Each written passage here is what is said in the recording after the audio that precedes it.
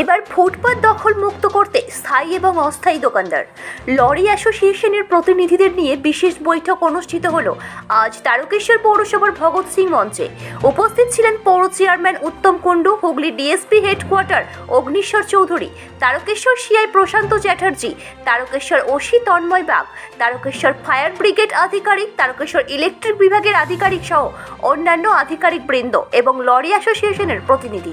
এলাকার সমস্ত দোকানদাররা উপস্থিত। বিভিন্ন বিভাগের আধিকারিকরা বারংবার দোকানদারদের অনুরোধ করেন অবিলম্বে ফুটপাত থেকে নিজেদের মাল সরিয়ে নেওয়ার এবং অস্থায়ী দোকানগুলোকে ফুটপাত খালি রেখে ব্যবসা করার নির্দেশ দেন। নির্দেশ না মানলে আগামী দিনে তা বাজেয়াপ্ত করা হবে বলে হুঁশিয়ারি দেওয়া হয়। এই বিষয়ে পৌর চেয়ারম্যান উত্তম কুণ্ডু বলেন, ফুটপাত দখল মুক্ত করতে আগামী দিন থেকে পথে নামছে তারকেশ্বর পৌরসভা।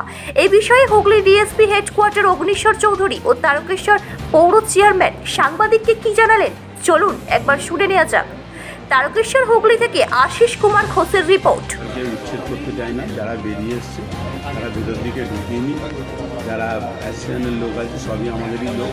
আমরা সবাইকে অনুরোধ করছি যে তারা যে পার্কিং, বেআইনি পার্কিং, ধরুন আপনার দোকান আছে রাস্তার উপরে বিভিন্ন সময় এত গাড়ি দাঁড় করিয়ে দিচ্ছে, বিপিআরে আমরা ঢুকতে পারছি না, যারা সাইকেল রাখছে তার ঘরের ভিতর সাইকেল পুরো বিপিআরটাকে ভর্তি করে দিয়ে মানুষ যাতায়াতের মেন রাস্তা সেটা বন্ধ করছে। এগুলো আমরা কাল থেকে পুরো অভিযান শুরু করব, লাগাতার চলবে। আমরা কোথাও গাড়ি ঘোড়া দোকান এগিয়ে আসা রোডের ওপরে ওগুলোকে আমরা বন্ধ করব।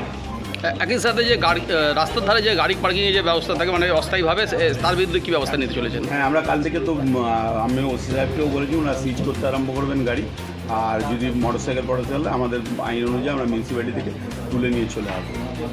সামনে শ্রাবণী মেলা, প্রশাসনের পক্ষ থেকে কী কী ব্যবস্থা নেওয়া হবে? শ্রাবণ মাসের 4 তারিখে আমরা মেলা মিটিং ডেকেছি, সমস্ত যেভাবে প্রতি বছর না এবছরেও আমরা ডেকেছি। সকলেই এসে মিলেমিশে আমরা যেটা করি ঠিক সেইভাবে শ্রাবণী মেলা উদ্ধার হবে। আর একটা আমরা অনুরোধ করব, যারা শ্রাবণী মেলায় দোকান করে, যে একটা লোক একটা দোকানই করবে, দ্বিতীয় দোকান আমরা করতে দেবো না।